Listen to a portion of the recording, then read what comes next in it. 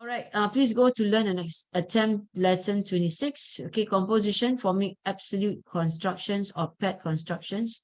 Yeah, this is what we're going to do here. Today we're going to do grammar. Grammar on absolute constructions. All right. Okay, so question one is compo. Yeah, you usually when we post this, meaning you would have written a compo for me, right? But if you've not done a compo, it's okay. After this, then you can write a compo. All right. And then question two is current affairs. Current affairs is your oral, like, is your oral component. All right, Ken. So I'm gonna go on. Wait, let me just go back. Sorry, because wait, I need to go into sec one. Yeah, correct. So I have also downloaded Absolute Construction Set 1. This one here. This is not coming from 88 Vision because later then we do, right? Just to give you reinforcements of what we are focusing on today for grammar. Okay, Ken? So I'm just gonna do from the slides here. Okay, Ken? So answer all the questions that all answers in given spaces. So there's no given space. So what you can do is you can write your compo and text it to 88 online number that I've given you last week, last week and the week before. All right. Okay, so what is 88's house rule? It is compulsory to turn on your video and mute your microphone. Okay, please use the chat function if you like to do any of the following. Ask a question, answer question, share feedback. Okay, if there is not anything urgent, please raise your hand and wait for teacher's permission to unmute yourself before speaking. If you need to be excused, go for toilet break, please do. All right, and then just return ASAP. I'm reading through because this is from 88 Vision. All right, be mindful to be respectful to all students and teachers in class. Okay, now we start. Okay, composition. We will do 1 hour of compo, and then the last 30 minutes we will do the current affairs. All right. Okay, let's move. So what is absolute construction, guys? Okay, don't be shy. There are only 3 of us. All right, there's only 3 of us. Maybe what I can do also is I will just spotlight myself. Okay, Ken? I spotlight, not for everyone. I spotlight myself. Let me see. I pin myself. Ken?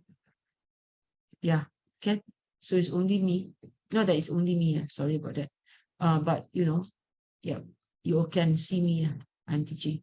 Anyway, if it's so long, right, I have to keep on moving here, moving there, So like this is better. Okay, Ken? I won't be able to see you because I'm on spotlight. All right. So I assume on your side, you also do your work. Okay, Ken? And I ask you to chat, please chat with me. Okay, I go on. An absolute construction. What is absolute construction? This is grammar. When you're writing your compo, you need to be equipped with grammar, right? So the grammar is as such. Now, this one is quite high level. This one, sometimes in certain countries, you only cover this at university. Yeah. Okay. So may not cover at a lower, at a secondary school level, but it's okay. We'll be teaching 88 Tuition would want you to be taught this rule. Okay, Ken? And absolute constructions. What is that?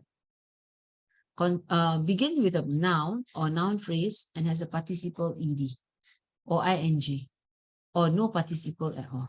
What is it talking about? So later I should give you an example. All right. Elaborates on the sentence by describing or providing additional details. That's all. You just add on the additional details. As I mentioned to you, content is upon 10, right? Language is upon 20, guys. So language is, they will look at your grammar. Grammar, you can look at your tenses. Okay. They will look at spelling. They will look at vocab.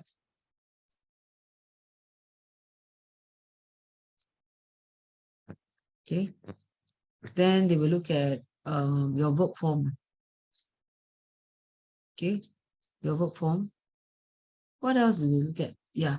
And then vocab is with idioms also. We will look at that. All right. Idioms also. Okay, Ken? They also look at your varying sentence structure. This one we went through. All right. Remember we did this already. Varying sentence structure. One long, one short. Okay. So there are these are some components that they're looking for. Grammar in general, right, will be, they look at your passive voice, active voice, and how your expression. Okay, so this one is under grammar. Are you okay? All right. So noun, noun phrase, and has a participle. What's a noun phrase? So a noun will be a noun, obviously. A noun phrase will have two words, and then you got a noun inside. All right. So I'm going to move on next. So what is absolute construction? So absolute construction is in bold, right? And the noun and noun phrase underline. Okay. So this is your absolute construction, like this. Wait, I highlight. Okay. This is what? Her arms flailing in the air, she screamed for help. Okay. Her arm flailing in the air, she screamed for help. All right. So this is your absolute construction. Okay. Her glass raised to her lips. All right. She eyed the crowd warily. Warily means when you are very wary means you are very careful because you're very suspicious of some people, for example. All right. Next. So you notice something. I use a gerund here. Correct or not? Let me see here. Okay. The task having been completed. ING. They sat and rested. So it's in bold. All right. And the noun phrase. This is your noun phrase. Okay. So maybe I color it differently so you can understand better.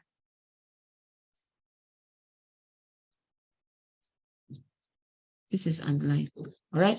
Her arm is actually your noun or noun phrase. Absolute construction is in bold, flailing in the air. Right. The task, the task having been completed, they sat and rested. Hands on her hips. So this is a noun, right? Yeah. She gave the child a talking to, meaning she go and lecture the child. All right. Okay. So what is absolute construction? So absolute construction can add stylish lilt. So stylish style to your writing. I explain again what it means. Okay. Can be quite confusing. Not to worry. Participle ed or ing. Okay, Ken? Participle. Begins with noun phrase and has a past participle. All right. Flailing, raised, having been completed on her hips. Okay, so that's absolute construction. Give you some other examples. Compare the sentences below, right? Hello, can you hear me? Yeah, I can. Go ahead. Take your water. No problem. Take your water, take your Milo, take your coffee, whatever you want. Just put on your table. It's fine. No problem. Okay, go. Next one. Because we are going online, right? Some students eat and then do. Sometimes people come home late from school, they have dinner and then they study. It's fine, it's okay. Because going through mostly answers. And because you have tried first, because 88 tuition, right, as you already know, the concept is that you try first. After you try, then meet the teacher, any teachers, right, that you are assigned to, and then the teachers will explain to you. So when you are doing this, because you got the materials already, if you look through it, then you wonder, hey, what is absolute construction? So the teacher for that session will explain to you, okay? Then you can try and fit in the answers. All right. Okay, let me go through. That's the concept. Not do later. Do study, go through now, then do later. No. You try first, then you do, then explain. So for me, I think you know, right? I'm just explaining to you what it means. That's all. Okay. So we go on to absolute constructions again.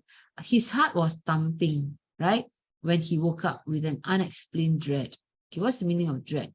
When you dread something, it means that you don't like to do it. Hold on, let me just give you the exact meaning of dread, okay?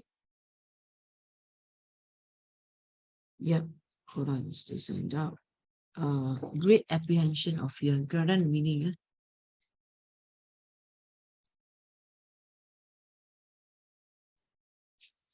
That's the meaning of dread. So this is a normal sentence. His heart was thumping when he woke up with an unexplained dread. Can you write this like this for compo? Can. Why not? Right? But with absolute construction, it makes it more stylish, your writing. Okay. He woke up with an unexplained dread, right? His heart thumping. So just comma and his heart thumping. One more time. He woke up with an unexplained dread, his heart thumping. Essentially, the meaning is the same. His heart was thumping when he woke up with an unexplained dread. He woke up with an unexplained dread, his heart thumping. All right. The next one. After his illness was cured, he quit his job, packed his bag, and traveled around the world. This is straightforward, right? But let's do it with absolute construction. So how does it look like? It looks like that. His illness cured, right? So we go down here first, correct? Like this one, we start with this first. Okay. This one, we start with this first. With his illness cured, comma, he quit his job, packed his bag, and traveled around the world. So you wonder, hey, what's the difference? This one only have after. Then this one don't have after. Only cancel after. What? What's the problem? What's the difference? Right? Though we only cancel the word after, right? But the style of language has changed. Okay? The style of language has changed to become like, to become like this. Okay? The exams were over, they celebrated over a meal. The exams over, they celebrated over a meal. Okay? The exams over, comma, they celebrated over a meal. Next one. The dog's teeth flash as it pounds on the intruder. Its teeth flashing, right? The dog pounds on the intruder. I'll stop for a while. What are we doing? We are putting the most important point first. Okay? The most important point first. So in this case, exams over, right? This is the most important point first. Then this one also same thing. The dog's teeth flash is the most important thing. But you don't have to write down the dog first. It's teeth flashing. Exams over. Illness cured. Heart thumping later on. Okay? Can? So this is absolute construction. As mentioned here. Yeah. Elaborates on sentence by describing and providing additional details. Noun and noun phrase. All right? And a participle. Okay? All right. So absolute constructions they also have variations. All right? So depending on the context, an absolute construction may be positioned at various parts of a sentence. So let's look at one below. Okay? So the absolute construction is in bold. So what I will do is not only will I bold it, I will also highlight it. Okay? Okay. His eyes smarting from smoke. What is smarting, right? Tearing. Smarting. Not to say smart.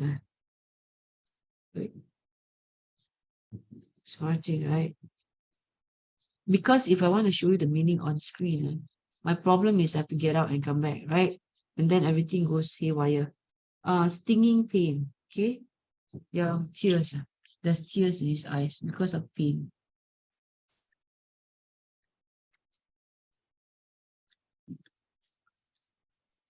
You write down the meaning, okay? At the start, right? His eyes smarting from the smoke, meaning stinging with pain and there's tearing. Okay? And therefore he's tearing, right?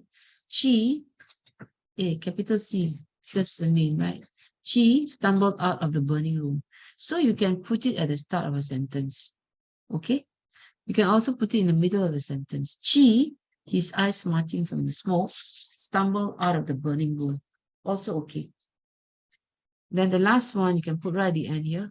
Chi stumbled out of the burning room, comma, his eyes smarting from the smoke. So you can put in the beginning, you can put in the middle, you can put at the end. Any way is fine. All right. Mention again.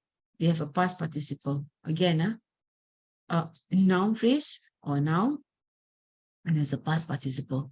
All this is a noun phrase. You woke up, right? Wait. Okay. Okay. I just highlight again.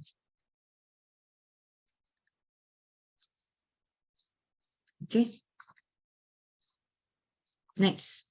At the start, okay, here at the start, his body writhing in pain. What is it? When you are writhing in pain, means you're moving around, jerking and moving. All right.